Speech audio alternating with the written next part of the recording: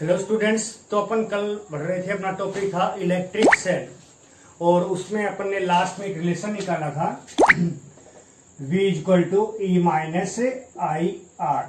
V क्या था? Terminal voltage, E क्या था? EMF, I क्या था? करंट और R क्या था? Internal resistance. ये रिलेशन होता है इलेक्ट्रिक सेल का।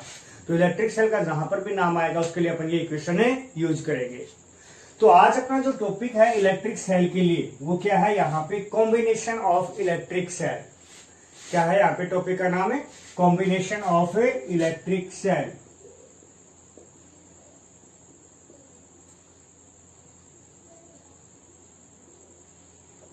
विद्युत सेलों का संयोजन, ये अपना टॉपिक का नाम होगा। आपको पता है यहाँ पे कॉम्बिनेशन वो टू टाइप्स का होता है। Number 1 series combination, number 2 parallel combination. तो आज अपना जो टॉपिक होगा यहाँ पे फर्स्ट पार्ट होगा, यहाँ पे क्या होगा? पहले सीरीज कॉम्बिनेशन होगा। तो सीरीज कॉम्बिनेशन के अंदर आपको पता है जो सेल्स हो गए एक के बाद एक को जोड़ दिया जाता है, जैसे अपने रजिस्टर के लिए पढ़ा था उसी प्रकार से एक के बाद एक सेल जोड़ दी जाती है, तो अपन क्या बोल देते हैं? Series combination. तो देखिए जैसे मान लीजिए हमारे पास दो सेल है, मान लीजिए एक सेल ये हो गई है और दूसरी सेल ये हो गई है, पॉजिटिव नेगेटिव पॉजिटिव। इसका ईएमएफ अपन मान लेते हैं E1 और इसका कितना मान लिया हमने? E2। और दोनों को अपन ने किसी सर्किट के अंदर क्या कर दिया है? यहाँ पे जोड़ दिया है। ठीक है कि नहीं है? तो यहाँ पे मान लीजिए आपका करंट कितना फ्लो कर रहा है? I करंट आपका यहाँ पे सर्किट के अंदर फ्लो कर रहा है। आपको पता है सीरीज के अंदर करंट की वैल्यू तो सेम होती है, बट यहाँ पे पोटेंशियल की वैल्यू क्या होती है? डिफरेंट होती है। तो यहाँ पे दोनों सेल का जो पोटेंशियल यहाँ पे मान लीजिए इसका कितना है? V1 है, इसका कितना है? V2 है। तो दोनों का क्या है? पोटेंशियल यहाँ पे डिफरेंट है। आपको पता है कि यहाँ पे अगर आपको कॉम्बिनेशन का टॉपिक करना होता है तो आप क्या करते हो? जो डिफरेंट होता है उसका क्या निकालते हैं? टोटल निकालते हैं। तो यहाँ पे क्या आ गया? Total voltage. टोटल वोल्टेज क्या आ जाएगा? V1 प्लस में V2 आ जाएगा कि नहीं आ जाएगा? तो यहाँ पे इक्वेशन नंबर क्या आ गई है? फर्स्ट। तो आपको पता है यार V इक्वल टू क्या होता है? E minus I are. अभी बताया था इलेक्ट्रिक सेल के लिए। तो V1 करोगे तो क्या आ जाएगा? E1 I R1। यहाँ पे I1 क्यों नहीं करेंगे? क्योंकि करंट की वैल्यू क्या होगी? यहाँ पे सेम होगी। इसी प्रकार से V2 इक्वल टू क्या आ जाएगा? E2 माइनस आई R2। इक्वेशन नंबर क्या आ गई? यहाँ पे 2 आ गई। अब यहाँ पे क्या लिखेंगे? इक्वेशन 2 है वो क्या कर देंगे? पुट कर देंगे इन इक्वेशन फर्स्ट के अंदर। मतलब V1 V2 की वैल्यू क्या कर दीजिए? पुट कर दीजिए फिर इक्वेशन नंबर फर्स्ट के अंदर। तो कर दीजिए। तो क्या आ जाएगा? V इक्वल टू क्या आ जाएगा? यहाँ पे E1 माइनस आई R1 प्लस में E2 माइनस आई R2। आप यहाँ पे इसको किस प्रकार से लिख सकते हो? E1 प्लस में E2 माइनस I कॉमन हो गया तो क्या आ गया? R1 प्लस में R2। इक्वेशन नंबर मान लीजिए 2 आ गई है, 3 आ गई है। आपको पता है इक्विवेलेंट की बात करें तो हम यहाँ पे इक्विवेलेंट की बात करें तो यहाँ पे V इक्वल टू क्या होता है? इक्विवेलेंट के लिए E इक्विवेलेंट माइनस में R इक्विवेलेंट। इक्वेशन नंबर क्या आ गया है? 4। By comparison between 3 and 4 equation, मतलब 3 और 4 इक्वेशन को कंपेयर कीजिए। लेफ्ट हैंड साइड इक्वल है तो राइट हैंड साइड भी इक्वल होगी। मतलब E इक्विवेलेंट की जगह क्या है यहाँ पे? E इक्विवेलेंट का मतलब टोटल EMF E1 प्लस में E2, ये आपके पास आ गया। इसी प्रकार से माइनस की जगह माइनस I की जगह I, तो R इक्विवेलेंट की जगह क्या है यहाँ पे? R1 प्लस में R2, ये आपके पास R इक्विवेलेंट, ये निकालना होता है।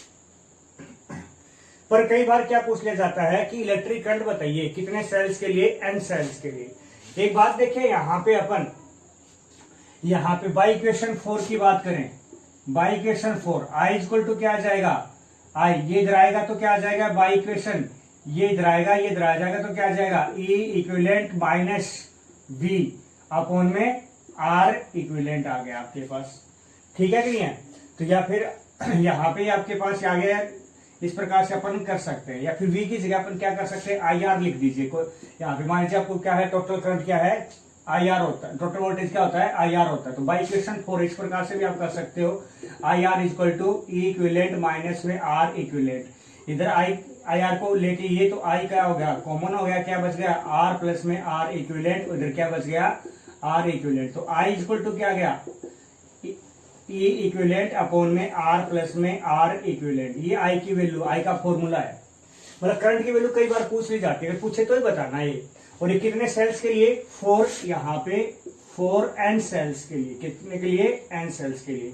कब E1 E2 और मतलब करते करते En, सभी जितनी भी सेल्स आपने किया लिए ना, सभी का इमक क्या हो सेम हो, और जितने भी सेल लिए हैं सभी का रेजिस्टेंस भी क्या हो यहाँ पे सेम हो, तब n सेल्स के लिए। तो इक्विवेलेंट की वैल्यू कितनी हो जाएगी, देखिए n सेल हो तो E plus E plus E plus E plus n तक करोगे तो कितना हो जाएगा n e हो जाएगा।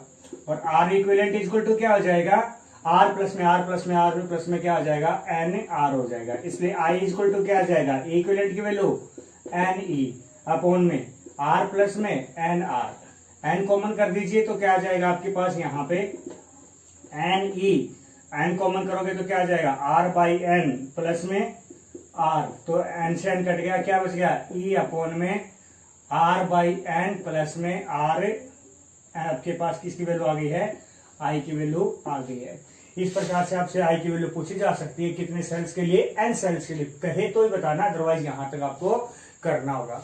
तो ये आपका क्या था सीरीज कॉम्बिनेशन के लिए इलेक्ट्रिक सेल का। आपको बता देता हूँ एग्जाम के लिए ये वाले टॉपिक इंपॉर्टेंट रहेंगे, क्योंकि यहाँ पे सीरीज रजिस्टर के लिए सीरीज और पैरेलल कॉम्बिनेशन है, और एक उसके लिए कैपेसिटर के लिए सीरीज पैरेलल कॉम्बिनेशन है, परंतु उनसे ज्यादा वो कभी नहीं पूछे जाते। मोस्टली पूछा जाता है तो सेल्स के लिए पूछा जाता है, क्योंकि आपने इसके अंदर देखा जो थोड़ा सा लेंथी भी है और यहाँ पे क्वेश्चन भी यूज हो रही है। तो ये आपका क्या था यहाँ पे सीरीज कॉम्बिनेशन था। सेम एज इट इज कौन सा चलेगा आपका यहाँ पे पैरेलल कॉम्बिनेशन चलेगा। तो देखिए यहाँ पे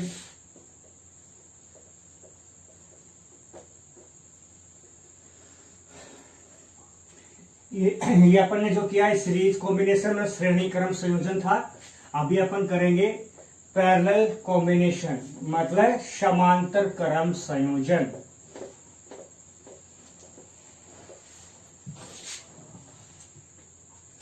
कौन सा करेंगे अपन यहां पे अभी पैरेलल कॉम्बिनेशन मतलब समांतर क्रम संयोजन। आपको पता है पैरेलल कॉम्बिनेशन के अंदर क्या होता है, सभी का इनिशियल और सभी का फाइनल पॉइंट क्या होना चाहिए सेम होना चाहिए। उसी प्रकार से अपन ले लेते हैं, मान लीजिए अपन ने यहाँ पे 2 सेल ले ली हैं, एक सेल ये ले ली है और एक सेल ये ले लिया, पॉजिटिव नेगेटिव पॉजिटिव नेगेटिव। इसका ईएमएफ E1 मान लिया, इसका E2 मान लिया, और दोनों का इनिशियल पॉइंट भी सेम है और फाइनल पॉइंट भी सेम है, देख लीजिए चाहे। और दोनों को किसी सर्किट के अंदर अपन ने जोड़ दिया। यहाँ पे एक जो अभी अपन ने जो टॉपिक किया था उसमें सर्किट में थोड़ा सा मिस्टेक किया हमने कि किस प्रकार से किया था, सॉरी उसके लिए। इस प्रकार से पॉजिटिव नेगेटिव इस प्रकार से किया था हमने, सर्किट के अंदर जोड़ा था। तो यहाँ पे रजिस्टर जोड़ दीजिए, सॉरी इसके लिए इस प्रकार से, ठीक है ना। तो ये रजिस्टर नहीं जोड़ा था उसके अंदर, क्योंकि हमने डायग्राम में सॉरी फॉर्मूले में आर दिखाया है, तो V equal to I R क्या था, तो आर यहाँ पे आना चाहिए। इसी प्रकार से यहाँ पे आपके पास क्या आ गया आर, ये वाला उसके अंदर ऐड कर देना, ठीक है। तो यहाँ पे इस प्रकार से आपको करना है। उसके बाद देखिए यहाँ पे आपको पता है पैरेलल कॉम्बिनेशन है, तो मान लीजिए करंट इसमें कितना फ्लो कर रहा है I, ठीक है करिए। तो यहाँ पे इसमें I1 हो गया, इसमें कितना हो गया I2, परंतु दोनों का वोल्टेज क्या हो गया यहाँ पे सेम होगा। तो मैंने कहा था कि करना कैसे होता है कि जो सेम डिफरेंट होता है उसका टोटल निकालना होता है। तो यहाँ पे क्या आ जाएगा टोटल करंट, टोटल करंट कितना होगा I equal to I1 plus में I2। इक्वेशन नंबर फर्स्ट आ गया आपके पास। हेयर आपको पता है V इक्वल टू क्या होता है E माइनस आई आर, तो I इक्वल टू क्या हो जाएगा यहाँ पे आई आर इक्वल टू इधर तो E माइनस वी, मतलब E को इधर V को इधर ले आया और आई आर को इधर ले आया, तो I equal to E upon में R और V अपॉन में R, ये आ गया आपके पास। और तो इसलिए I1 इक्वल टू क्या हो जाएगा आपके पास E1 अपॉन में R1 माइनस में V अपॉन में R1, I2 equal to E2 upon में R2 माइनस V अपॉन में R2। मैंने यहाँ पे V1 V2 क्यों नहीं किया, क्योंकि दोनों का पोटेंशियल क्या है यहाँ पे सेम है। तो इक्वेशन नंबर मान लीजिए इसको क्या दे दिया आपने, सेकंड दे दिया। वही बात equation 2 put in equation first कर दीजिए, तो क्या आ जाएगा आपके पास, I equal to E1 upon में R1 माइनस B अपॉन में R1 प्लस में E2 अपॉन में R2 माइनस B अपॉन में R2। क्या करोगे यहाँ पे, इस प्रकार से आपने किया, E1 अपॉन में R1 E2 अपॉन में R2 माइनस कॉमन कर लिया है और B भी कॉमन हो गया, क्या बच गया, 1 अपॉन में R1 और 1 अपॉन में R2, ये आपके पास आ गया। ठीक है कि नहीं है। एक काम करते हैं, इसको इधर ले आते हैं, आई को उधर ले जाते हैं, तो क्या आ गया यहाँ पे V एलसीएम भी ले लीजिए, चाहे यहाँ पे R1 R2 और क्या गया R2 प्लस में R1, इधर ले आया इसको, और ये इधर क्या था आपका, इसका भी एलसीएम ले लीजिए, चाहे R1 R2, तो क्या आ जाएगा E1 R2 प्लस में E2 R1 और यहाँ पे क्या आ गया माइनस I1 हो गया। अगर आपको V निकालना हो तो क्या करोगे, ये टर्म अपॉन में चली जाएगी, तो क्या आ जाएगा E1 R2 प्लस में E2 R1 अपॉन में R1 R2, मल्टीप्लाई करोगे इनवर्स करके, तो R1 R2 अपॉन में R2 प्लस में R1 माइनस I, उसको उल्टा कर दीजिए, तो क्या आ जाएगा R1 R2 अपॉन में R1 प्लस में R2, ये आपके पास आ गया। इक्वेशन नंबर कितनी आ गया आपके पास, मान लीजिए 3 आ गया, सॉरी 3। नेक्स्ट को दे देंगे, तो यहाँ पे R1 से R2 कैंसिल आउट हो गया, तो आपके पास V इक्वल टू क्या बच गया है, E1 R2 प्लस में E2 R1, यहां से कट गया तो क्या बचा अपॉन में R2 प्लस में R1 बच गया आपके पास, माइनस में I इक्वल इंटू में क्या गया R1 R2 अपॉन में R1 प्लस में R2। इक्वेशन नंबर क्या आ गया आपके पास से, 3 आ गई है। ठीक है कि नहीं। वही बात V इक्वल टू क्या होता है, equivalent minus I R equivalent. Equation number क्या आ गया, 4 आ गई है। ये अपने को पता है, यहाँ पे जैसे पिछले वाले टॉपिक में अपने यूज किया था।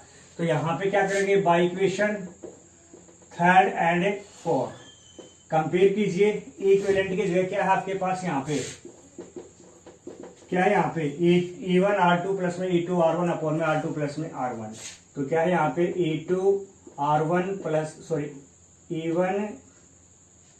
E1 R2 E2 R1 upon में R1 प्लस में R2 कह दो, या R2 प्लस में R1 कह दो। ये आपके पास है इक्विवेलेंट की वैल्यू है। R इक्विवेलेंट की बात करोगे तो I की माइनस की जगह माइनस I की जगह I है, फिर R इक्विवेलेंट की जगह क्या है आपके पास है, R इक्विवेलेंट की जगह क्या है R1 R2 अपॉन में R1 प्लस में R2। ये आपके पास आंसर आ गया, जैसे पिछले वाले में किया था ना इक्विवेलेंट और R इक्विवेलेंट। उसी प्रकार से कितने सेल्स के लिए पूछा जाए, n सेल्स के लिए, तो n सेल्स की बात करें तो क्या आ जाएगा 4n सेल्स। वही बात E1 E2 और करते करते लास्ट में En इक्वल टू E हो, और R1 R2 करते करते करते लास्ट में Rn इक्वल टू क्या हो, R हो, तब R इक्विवेलेंट इक्वल टू क्या आ जाएगा आपके पास है, यहाँ पे E आ जाएगा, क्या आ जाएगा E आएगा करके, सॉरी इक्विवेलेंट इक्वल टू क्या आ जाएगा E आ जाएगा, और R इक्विवेलेंट इक्वल टू क्या आ जाएगा R बाई N आ जाएगा। ये दोनों वैल्यू आप पुट कर दोगे तो आपको पता है, इसलिए I आपको पता है क्या है था अभी E इक्विवेलेंट अपॉन में R प्लस में R इक्विवेलेंट, इसकी वैल्यू अभी पिछले वाले टॉपिक में क्या था, कौन से फॉर्मूले से, बाई इक्वेशन 4 से पुट कर दीजिए, तो क्या आ जाएगा आपके पास E अपॉन में R प्लस में R बाई N। ये आपके पास क्या आ गया है, आंसर आ गया। क्या फर्क आया, पिछले में कैपिटल R बाई N था, इसमें स्मॉल बाई R N है। इस प्रकार से तो आपका यहाँ पे सीरीज और पैरेलल कॉम्बिनेशन का टॉपिक कंप्लीट होता है। वेरी इंपॉर्टेंट है, आपके यहाँ पे एग्जाम में पूछा जा सकता है इसके अंदर से। उसके बाद यहाँ पे आगे पढ़ते हैं। एक हिसाब से देखा जाए तो इलेक्ट्रिक सेल का जो टॉपिक है वो यहाँ पे क्या होता है, कंप्लीट होता है। इलेक्ट्रिक सेल क्या होता है, कितने टाइप का, तो उसमें 3 डेफिनेशन थी, और उसकी सीरीज और पैरेलल कॉम्बिनेशन। उसके बाद देखिए 2 छोटी छोटी डेफिनेशन है यहाँ पे, तो वो करते हैं। सबसे पहले यहाँ पे होगी इलेक्ट्रिक एनर्जी।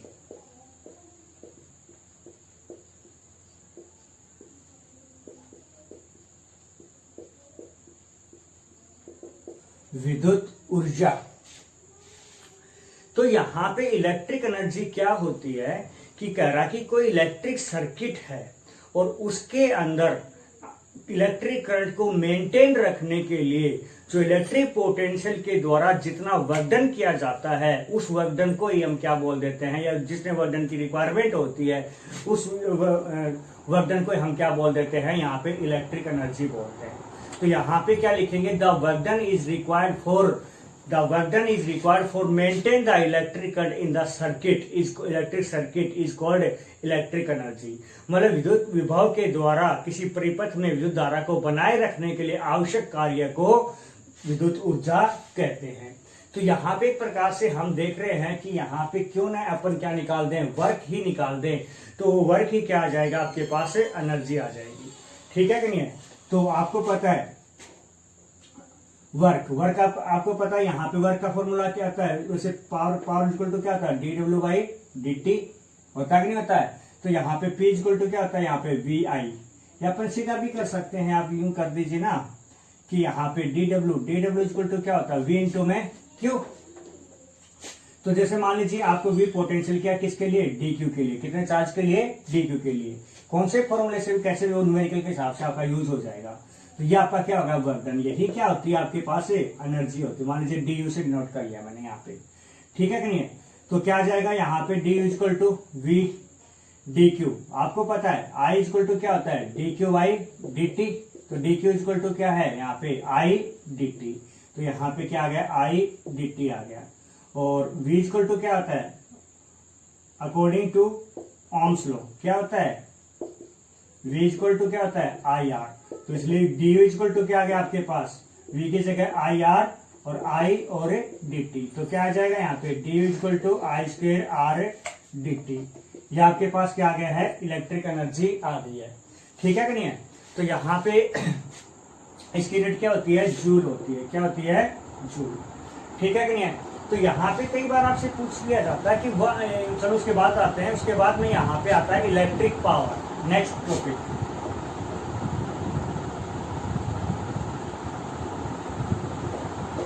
Electric power. आपको पता है कि जो आपने जो डेफिनेशन बताया थी ना, जो वर्कडन की जो जरूरत पड़ती है, रिक्वायरमेंट होती है, उस वर्कडन का रेट क्या होता है, उसे अपन क्या बोल देते हैं, इलेक्ट्रिक पावर बोल देते हैं। तो अपन उसके जो डेफिनेशन बताए थे उसके आगे क्या लगा देंगे, सिर्फ रेट लगा देंगे। The rate of work done is required for maintain the electric current in the circuit is called electric power. मतलब किसी विद्युत परिपथ में धारा को बनाए रखने के लिए विद्युत विभव के द्वारा किए गए कार्य की दर को या आवश्यक कार्य की दर को क्या कहते हैं, विद्युत शक्ति कहते हैं। तो मतलब कार्य की दर dw/dt। dw क्या का फॉर्मूला हमारे पास अभी भी आया है, क्या है I²R dt अपॉन में dt। तो dt से dt कट गया, क्या आ गया आपके पास, I²R आ गया।